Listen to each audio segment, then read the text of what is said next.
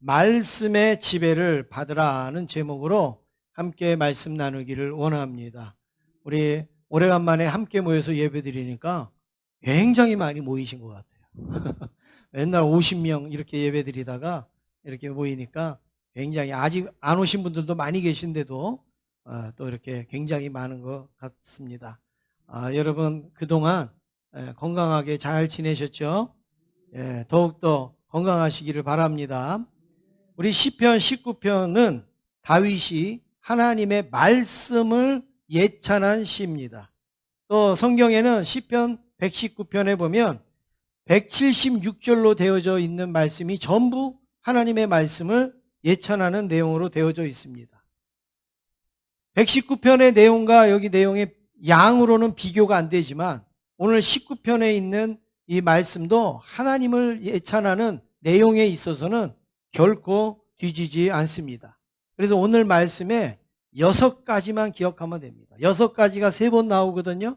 그 6가지만 우리가 잘 기억하시면 우리가 말씀의 지배를 받을 수 있게 될 줄로 믿습니다. 우리 옆에 있는 분하고 한번 인사하시겠습니다. 말씀의 지배를 받으세요. 인사하시겠습니다. 네. 첫 번째로 6가지의 말씀을 제가 기억하라 그랬는데 6가지의 말씀, 첫 번째는 말씀에 대한 명칭이 6가지입니다. 오늘 본문에 보면 이 말씀이라는 명칭이 6가지로 나옵니다.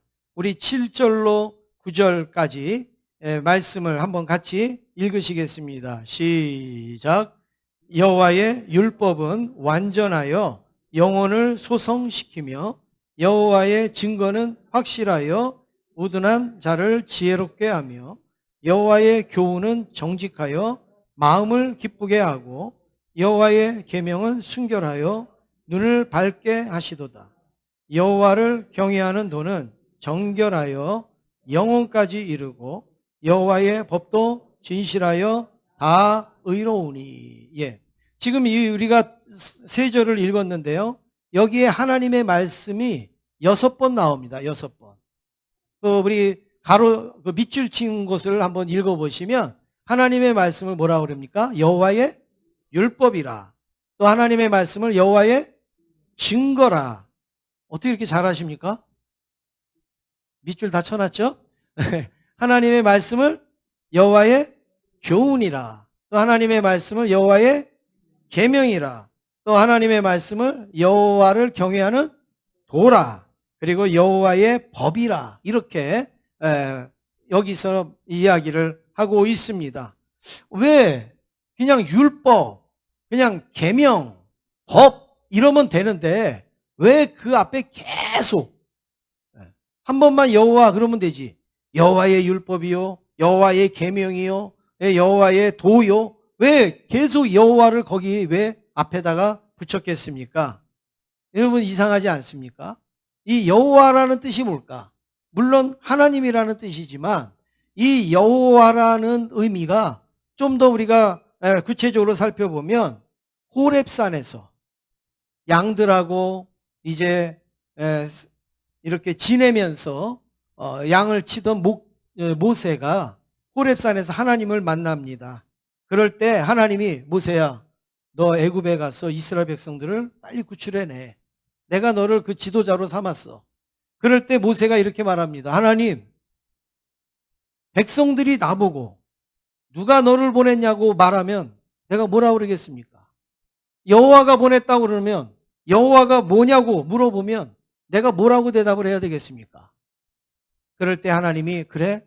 그러면 내 이름 여호와는 스스로 있는 자야. 스스로 존재하는 자다. 이거를 말씀합니다. 거기에 모세는요 한마디도 이렇게 물어보거나 아니면 의심을 하지 않고 그대로 순종합니다. 왜냐하면 그 스스로 있는 자라는 그 말씀에 그냥 압도당하는 거예요. 무슨 말씀인가? 이 세상에 스스로 있는 거는 아무것도 없습니다. 이 세상에. 여러분이 스스로 있다라고 생각하는 걸 저한테 알려주시면 제가 인정을 할게요. 근데 이 세상에 스스로 존재하는 건 아무것도 없습니다. 해도 달도 지구도 또 우리의 사람도 생명도 어떤 것도 스스로 존재하는 건 아무것도 없어요. 누군가가 만들었든지 누군가가 도와줬다든지 누군가를 인하여서 어떤 형성이 되어진 거지 스스로 있는 거 하나도 없습니다. 그런데 유일하게 스스로 계신 분이 계신데 누구예요? 하나님. 하나님은 이름 자체가 여호와가 스스로 있는 자다. 이걸 누가 말할 수가 있어요? 그걸 누가 말할 수가 있겠습니까? 없습니다. 하나님은 스스로 계신 분. 그래서 이 6가지의 명칭 앞에 전부 여호와, 여호와, 여호와가 들어갑니다. 왜요? 그 하나님의 말씀이라 이거예요. 그 하나님의 율법이라 이거예요. 그 하나님의 계명이라 이거예요. 그냥 아무런 말씀, 아무런 어떤 내용 그게 아니라 스스로 계신 분의 말씀이다. 스스로 계신 분의 율법이다. 이거를 지금 고백하고 있습니다. 두 번째는 말씀이 가지는 6가지 특징이 있습니다. 그럼 말씀에는 어떤 특징이 있느냐 이거예요. 맛있는 음식집에 가면 우리가 이 집의 음식의 특성이 뭐냐, 특징이 뭐냐, 뭐 이런 거잖아요. 하나님의 말씀의 특징이 뭐냐. 오늘 7절부터 9절까지의 말씀 아까 읽은 데를 보시면 또 밑줄 친 데가 나옵니다. 밑줄 친 곳을 보면 하나님의 율법은 어떻다고요? 완전한 특성이 있어요. 완전하다. 완전하다. 그 다음에 하나님의 증거는 어때요? 확실하다. 네. 그리고 여호와의 교훈은 어때요? 정직하다. 그리고 여호와의 계명은 어때요? 순결하다. 그리고 그 여호와의 경외하는 도는 어때요? 정결하고, 그리고 여호와의 법은 어때요? 진실하다. 이게 6가지 특징이에요. 하나님의 말씀의 특징은 바로 이거예요. 완전하고 확실하고 순결하고 정직하고 정결하고 진실하다. 이게 하나님의 말씀의 특징입니다. 세상에 이런 본질을 가지고 있는 게 어디 있습니까? 세상에 어떤 것이 완전하고 확실하고 그리고 정직하고 정결하고 순결하고 진실한 것이 세상에 어디 있습니까? 이게 있으면 이게 부족하고 이게 있으면 저게 부족하고 하는데 하나님의 말씀은 어디를 봐도 완벽한, 완전한, 확실한 그런 말씀이에요. 돈도 마찬가지입니다. 여러분 돈도 있다가도 없잖아요. 없다가도 있고 이 세상에 영원한 거 없어요. 권력도 마찬가지예요. 권력도 가졌을 때는 좋지만 권력을 내려놓으면 한없이 떨어지는 것이 그 우리의 모습 아닙니까? 건강도 마찬가지예요. 내가 건강하다고 자랑하지만 언제 이 건강이 무너질지 우리는 알 수가 없는 겁니다. 그런데 하나님의 말씀은 이 모든 것을 다 갖춘 것이죠. 시대가 변하고 달라지면서 이 세상의 것은 다 바뀝니다. 학설도 바뀌고 근거도 바뀌고 내용도 바뀝니다. 어떤 사람은 그렇게 말해요. 목사님, 이 과학은 안 변하잖아요. 과학은. 만유 인력이라든지 뭐 이런 과학은 안 변하잖아요. 여러분 안 변합니까? 과학도요. 이제 시대에 따라서 많이 달라집니다. 토마스 쿤이라고 하는 분이 과학혁명의 구조라고 하는 책을 썼습니다. 여기에는 어떤 내용이 있느냐? 과학은 계속 혁명되고 있다. 이 내용이에요. 이 책의 내용은. 과학은 그냥 그대로 있는 게 아니라 계속 혁명되는 구조로 있다. 그러니까 과학이 불변한다? 여러분 그건 말도 안 되는 소리입니다. 왜냐하면 예전에는 태양이 지구를 돈다고 그랬어요. 옛날에는 그랬어요. 태양이 지구를 돈다. 그런데 얼마 있다가 어떻게 됐습니까? 지구가 태양을 돈다. 이렇게 바뀌었잖아요. 그것 때문에 전쟁이 일어나고 그것 때문에 막 죽기도 하고 순교도 하고 어마어마한 일이 있었어요. 우리가 공부할 때는 원자가 제일 작은 그런 단위인 줄 알았는데 요즘은 원자보다도 훨씬 더 작은 그런 입자들이 굉장히 많이 발견되어 있습니다. 그래서 어디 가서 원자가 제일 작은 거야 이러면은 여러분 무식하다는 소리 들어요. 계속 과학은 발전하는 거예요. 계속 과학은 달라지고 있는 거예요. 예전에는 태양계밖에는 아무것도 없는 줄 알았어요. 그런데 지금 태양계밖에 지금 우리 같은 태양계가 어마어마하게 많이 존재하다라는 것을 이제 뭐 다 이렇게 알지 않습니까? 의학도 마찬가지입니다. 한동안에는 여러분 커피에 뭐가 있다고 알려졌습니까? 예? 그 정도는 우리 수준은 좀 넘어야 되잖아요. 카페인이 있는 건 다 알죠. 예, 발암물질. 예, 커피에 발암물질이 있다. 이렇게 알려져 있었잖아요.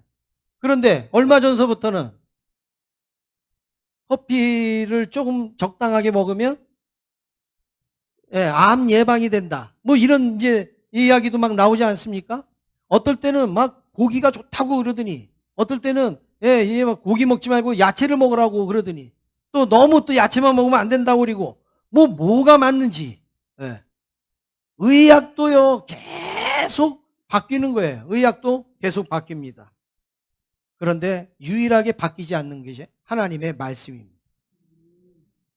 예수님 전이나 예수님 이후나 오늘날이나 주님 재림하실 때까지 바뀌지 않고 변하지 않고 확실하고 완전한 것은 하나님의 말씀입니다. 그래서 오늘 읽은 7절부터 9절까지의 말씀을 조금 더 우리가 확대 해석하면 이렇게 됩니다. 하나님의 말씀은 불완전하지 않고 완전합니다. 하나님의 말씀은 불확실하지 않고 확실합니다. 하나님의 말씀은 거짓되지 않고 정직합니다. 하나님의 말씀은 불순하지 않고 순결합니다. 하나님의 말씀은 불결하지 않고 정결합니다. 하나님의 말씀은 거짓되지 않고 진실합니다. 이게 말씀의 특징입니다. 그 다음에 세 번째로 말씀이 가지는 6가지 유익이 있습니다. 그러면 이 말씀이 우리에게 주는 유익이 뭐냐 이거죠. 네. 이 유익이 무엇인가? 7절부터 9절에 또 6가지의 유익이 나오고 있습니다. 우리 밑줄 친 부분만 읽겠습니다. 우리에게 하나님의 말씀이 주는 유익이 뭐예요? 영혼을 소성케 한다. 그 다음에 우리를 어떻게 해요? 지혜롭게 한다. 그 다음에 마음을 기쁘게 하고 눈을 밝게 하고 그 다음에 영원까지 이르게 하고 그 다음에 다 의롭다. 이게 하나님의 말씀이 우리에게 주는 유익입니다. 다시 말해서 우리의 영혼을 소성케 한다는 거예요. 소성케 한다는 거는 다 죽었던 것을 다시 살리는 거예요. 꺼졌던 것을 다시 불태워주는 거예요. 다시 잃었던 것을 찾게 하고 그리고 회복시켜주는 것이 소성시킨다라는 그런 말씀입니다. 지혜롭게 한다라는 것은 우리에게 지혜를 준다라는 거예요. 머리가 좋다라는 게 아니에요. 공부를 많이 했다라는 게 아니에요. 하나님의 말씀으로 인하여서 내가 할 수 없는 생각, 내가 할 수 없는 행동, 내가 할 수 없는 그 깨달음 이런 것들을 얻게 하는 게 그게 하나님의 지혜라는 말씀입니다. 제가 오늘 일부 예배 드리기 전에 아침에 문자를 하나 받았어요. 그래서 문자를 받고 우리 교회에서 신앙생활을 했던 청년이 직장생활 때문에 이제 나갔어요. 원래 우리 제천 청년이 아니라 다른 지역의 청년이 세명대 공부하러 왔다가 저희 교회에서 신앙생활을 하다가 이제 직장을 얻어서 이제 부산으로 갔는데 8개월 정도 됐습니다. 그런데 오늘 아침에 문자가 왔어요. 그래서 제가 그 문자를 보고 제가 답장을 해줬는데 어떻게 이렇게 지혜로운 생각을 했어요. 어떻게 이렇게 지혜로운 생각을 했어요. 어떻게 이렇게 귀한 생각을 했어요. 그러면서 제가 답장을 보냈는데 그 내용이 뭐냐. 이제 부산에 병원에 가서 근무를 하는데 이제 부산에 병원에서 근무하다가 서울 이제 병원에 큰 병원에 이제 가게 된 거예요. 그래서 이제 다시 서울 이제 병원에 가서 근무를 하게 되어졌는데 월급을 받았을 거 아니에요? 월급을 받았는데 지금 등록한 교회가 없대요. 그래서 11조를 드려야 되는데 내가 이 11조를 어떻게 할까? 그러다가 첫 달에는 모 교회, 자기가 자랐고 성장했던 그 교회에다가 11조를 드렸대요. 그리고 두 번째 달에는 이걸 어떻게 할까 하다가 저희 교회에, 우리 교회, 그래도 자기가 공부하고 했던 교회에 드려야지. 그리고서 입금했습니다. 온라인 헌금으로 11조를 보냈습니다. 이렇게 문자가 온 거예요. 그래서 제가 여러분 내가 출석하는 교회도 없고 지금 내가 몸담은 교회도 없는데 11조 건너뛸 수도 있잖아요. 그거 그냥 안 하고 지나갈 수 있고 맛있는 거 사 먹고 예쁜 옷 입고 할 수도 있잖아요. 그런데 그거를 모교에다가 또 사회에 나온 또 우리 제자교회에다가 11조를 드린다라고 보냈을 때 여러분 그 생각이 얼마나 귀하냔 말이에요. 예. 얼마나 지혜로워요. 하나님 앞에 복 받는 그 일을 찾아서 한다는 게 그게 쉬운 게 아니잖아요. 젊은 사람들이 쓰고 싶은 게 얼마나 많고 하고 싶은 게 얼마나 많겠어요. 또 그거 안 한다고 누가 뭐라고 그럴 사람도 아무도 없죠.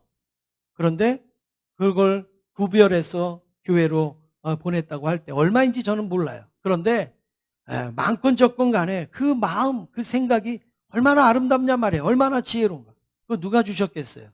하나님이 주신 거예요. 우리가 하나님의 말씀을 대하면요, 하나님이요 자꾸 우리로 하여금 지혜로운 생각도 하게 하고 지혜로운 말도 하게 하고 지혜로운 행동도 하게 하는 거예요. 그게 우리의 유기입니다. 그래서 우리가 이 말씀을 정리하면 여러분 하나님의 말씀은 죽은 영혼도 소송하게 하시는 말씀입니다. 하나님의 말씀은 우리 덤덤한 우리의 신앙도 새롭게 만드시는 능력이 있습니다. 하나님의 말씀은 미적지근한 우리의 영혼도 확 뜨겁게 달구는 능력이 있습니다. 하나님의 말씀은 타성에 젖어갖고 예수 믿는 건지 안 믿는 건지 모르는 그런 신앙에 야성을 불러 일으켜 주는 거예요. 여러분 동물원에 그 사자에게 사료를 안 줍니다. 살아있는 쥐를 주거나 토끼를 던져주거나 합니다. 왜 그럴까요? 야성미를 잃어버리지 말라. 죽어있는 거 그런 것만 먹으면요 호랑이도 아무런 야성미가 없어요. 집에 키우는 강아지하고 다를 바가 없어요.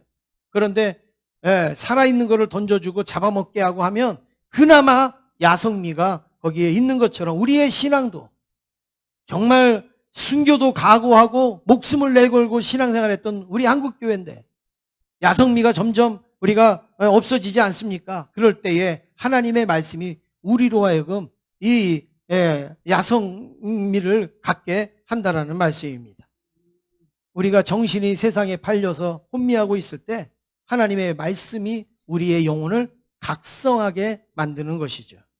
그래서 하나님의 말씀의 지배를 받으면 우리가 생명의 소송을 함을 얻게 되고 지혜를 얻게 되고 그리고 마음이 기쁜 행복감을 느끼게 되고 비전을 꿈꾸게 되고 그리고 우리가 영혼을 사모하면서 계속 의로운 일을 행하게 될 줄로 믿습니다.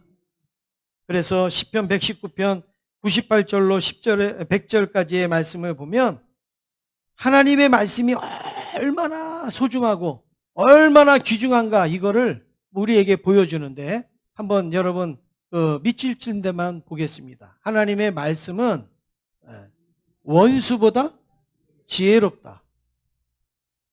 그리고 스승보다 낫다. 그 다음에 노인보다 낫다. 하나님의 말씀은요 원수보다 지혜롭다는 거예요. 스승보다 낫고 노인보다 낫다. 여러분 다른 거는 이해가 되지만 원수보다 지혜롭다. 여러분 이 말씀이 무슨 의미일까요? 여러분 원수가 지혜롭습니까? 그럼 원수보다 지혜롭다 이 말이 뭘까요? 여러분 원수처럼 지혜로운 사람이 없습니다. 왜냐하면 원수는 나를 넘어뜨리기 위해서 별별 생각을 다 하거든요. 나를 쓰러뜨리기 위해서 별별 계략을 다 세우거든요. 어떻게 하면 넘어질까? 어떻게 하면 상처를 받을까? 어떻게 하면 손해를 입을까? 어떻게 하면 어려운 일을 당할까? 원수는요 그것만 연구하는 거예요. 그것만. 그러니까 머리가 나빠도요 남을 해치고 원수가 되면요 얼마나 비상한 일들을 행하는지 몰라요. 지금 그걸 빗대서 말하는 거예요. 그래서 원수가요 얼마나 지혜로운지. 그런데 하나님의 말씀은 그것보다도 그 원수의 계략도 알고 처리하도록 하는 능력이 있어요. 그래서 원수보다 더 지혜롭다 이거예요. 그 다음에 하나님의 말씀은 스승보다. 여러분 스승이 지혜로워야죠. 선생님이 지혜로워야지 선생님이 학생보다 못하면 뭘 배우겠습니까? 그러니까 선생님이 더 열심히 공부하고 또 연구하고 막 해서 아이들을 가르치는 거 아니에요. 그런데 하나님의 말씀은 그 선생님보다도 더 지혜롭다. 그 다음에 노인, 배운 거 없고 가진 거 없어도 연세가 많으시면 어떻게 돼요? 반도사가 되시잖아요. 그래서 한마디 툭 던지는데 그게 정말 삶의 지혜고 능력이 되는 게 많지 않습니까? 이 체험과 연륜이 있으니까. 그런데 하나님의 말씀은 그거하고는 비교도 안 된다. 이렇게 고백을 하고 있습니다. 여러분, 이런 하나님의 말씀이 오늘 우리에게 주어졌다는 것에 대해서 감사하시기를 주님의 이름으로 축원합니다. 그러면 두 번째로 하나님의 말씀의 지배를 그럼 받으려면 어떻게 하느냐 이거예요. 말씀에 내가 지배를 받으려면 어떻게 해야 되느냐? 세 가지만 말씀드립니다. 첫 번째는 말씀의 가치를 발견해야 됩니다. 하나님의 말씀이 얼마나 가치 있는가? 이거를 발견해야 되는 거죠. 오늘 10절 말씀 같이 읽겠습니다. 10절입니다. 시작.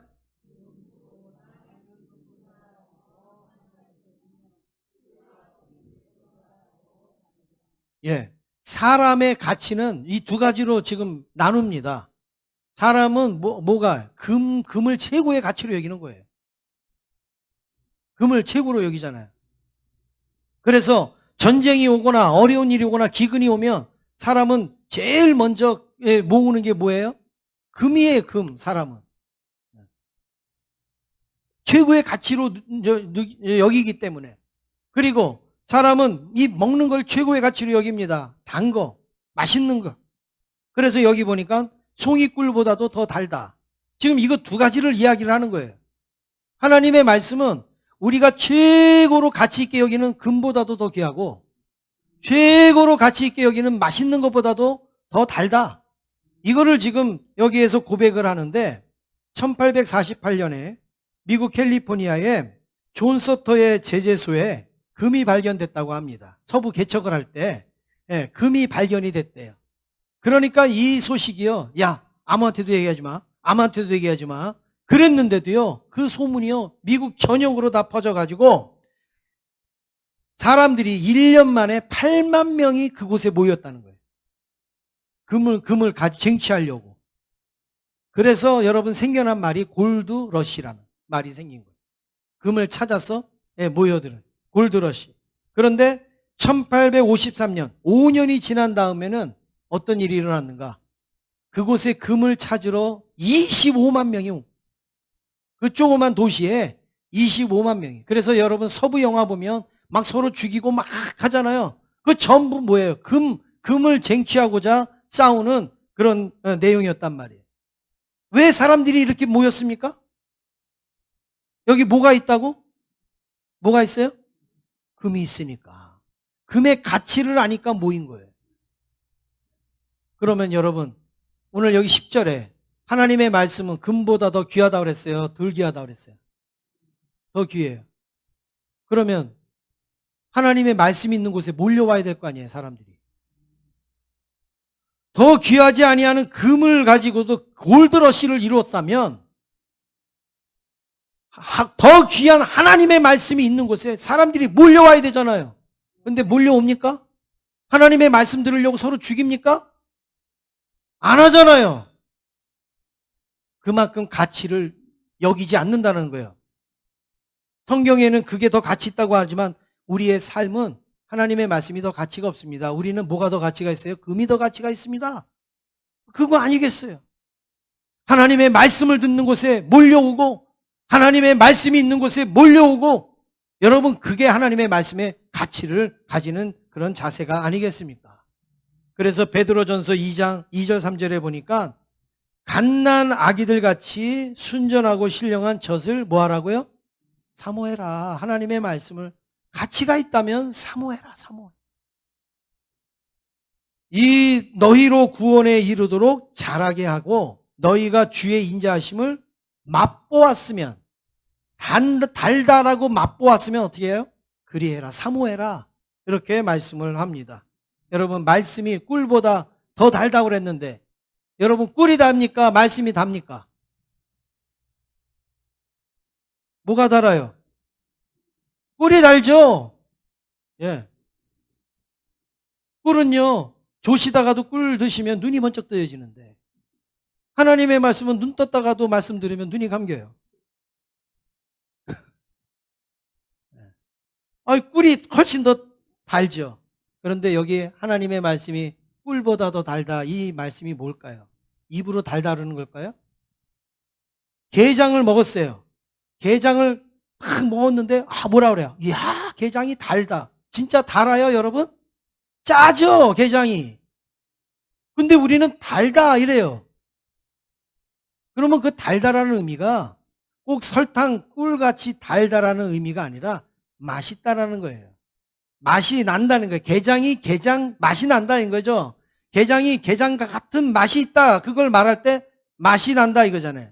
다시 말해서 하나님의 말씀이 달다 이거는요. 하나님의 말씀을 읽으면 하나님의 맛이 난다 이거예요. 하나님의 맛이. 하나님의 맛을 느낄 수가 있다는 거예요.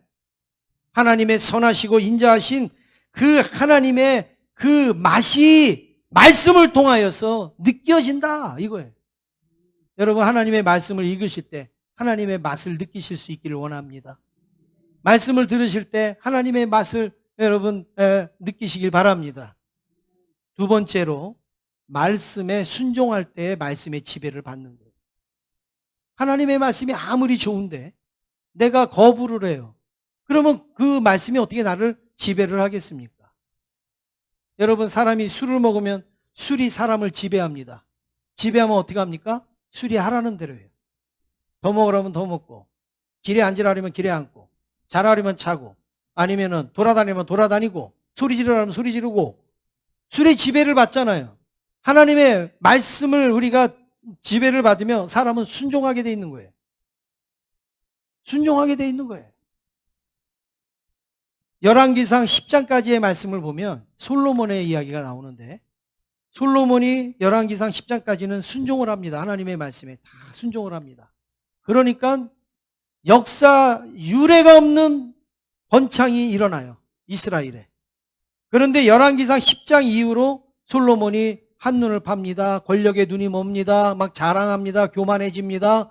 이러다 보니까 어떻게 됩니까? 하나님의 말씀을 순종하지 않아요. 그러니까 나라가 막 곤두박질 치는데 나라가 두 쪽이 나더니 북이스라엘과 남유다가 서로 멸망하기 앞서 다투는 것처럼 서로 다투다가 나중에 멸망하게 되지 않습니까?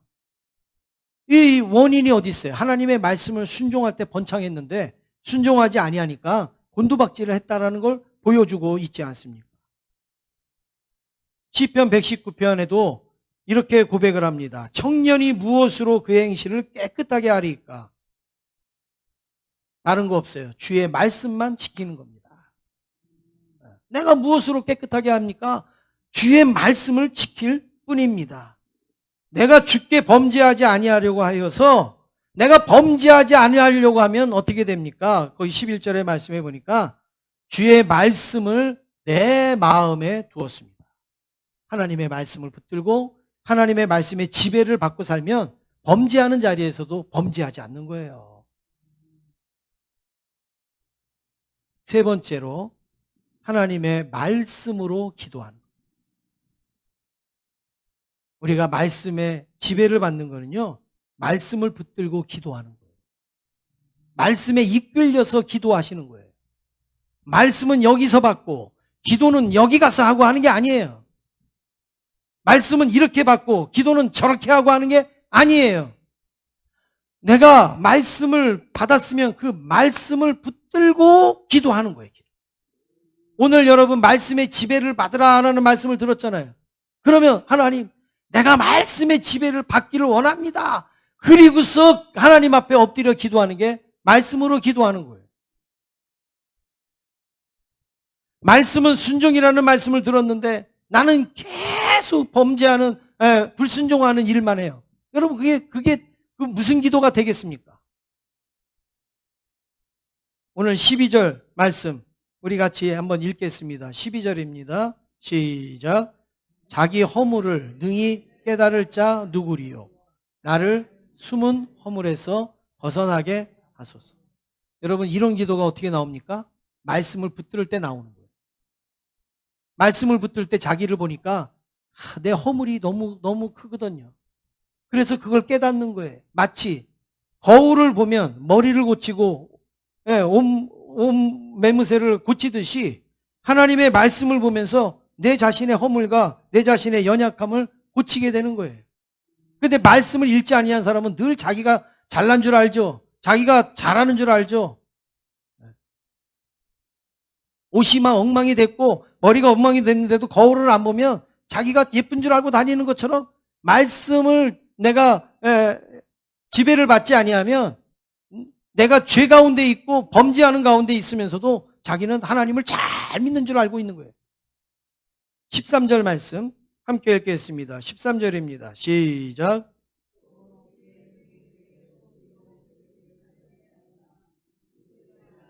주장하지 못하게 하소서. 그리하면 내가 정직하여 큰 죄가에서 벗어나겠나이다. 아멘. 여러분, 죄가 나를 주장하지 못하도록 하나님의 말씀으로 나를 다스려 주십시오. 이렇게 하는 겁니다. 죄를 지을 만할 때에, 내가 죄에 노출이 될 때에 하나님의 말씀이 생각이 나는 거예요. 하나님의 말씀이 나를 건드린 거예요. 그러면 어떻게 됩니까? 죄가 나를 주장하지 못하는 거예요. 근데 하나님의 말씀을 멀리해 보십시오. 죄가 나를 이리 끌고 가면 이리 끌고 가고 저리 끌고 가면 저리 끌려가고 하는 그런 일들을 우리가 만나지 않겠습니까? 마지막으로 세 번째 14절 말씀 보시겠습니다. 14절입니다. 시작. 나의 반석이시오 나의 구속자이신 여호와여, 내 입의 말과 마음의 묵상이 주님 앞에 연락되기를 원하나이다. 아멘. 할렐루야. 여러분, 하나님의 말씀에 지배를 받으면 어떤 일이 일어나는가? 우리의 입의 말이 하나님께 상달되는 거예요. 우리 마음의 묵상이 하나님 앞에 연락이 되는 거예요. 얼마나 아름답습니까? 하나님이 뭐라고 그러셨습니까? 너희가 주여 주여 해도 내가 안 들을 수가 있다 이거예요. 그런데 주여 주여 외치지 않아도 하나님은 찾아오셔서 고쳐주시고 구원하여 주시는 일들도 있지 않습니까? 여러분, 왜 그래요? 하나님은 말에 속는 분이 아니에요. 그 말에 그 입술의 고백과 그 마음의 묵상을 하나님이 보시는 하나님이란 말이죠. 그래서 하나님 앞에 예배드리러 나올 때에 누구를 미워하거나 원수된 자 있으면 그 예물을 놓고 가서 화해하고 와서 예배를 드려라. 하나님이 위선된 예배, 외식된 예배는 받지 않으시는 거예요. 너 마음에 미워하면서 나한테 하나님을 찬양하고 거룩하다 그러고 하나님을 사랑한다고 하면 내가 그걸 어떻게 받느냐?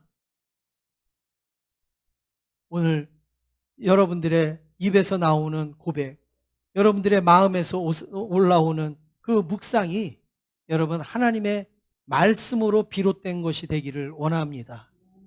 그래서 내가 입만 열면 하나님의 은혜로운 말씀이 나오고 생각하고 묵상하는 게 다 하나님의 말씀을 품은 그런 마음의 묵상과 그런 고백이 하나님 앞에 오늘도 연락되기를 주님의 이름으로 축원합니다.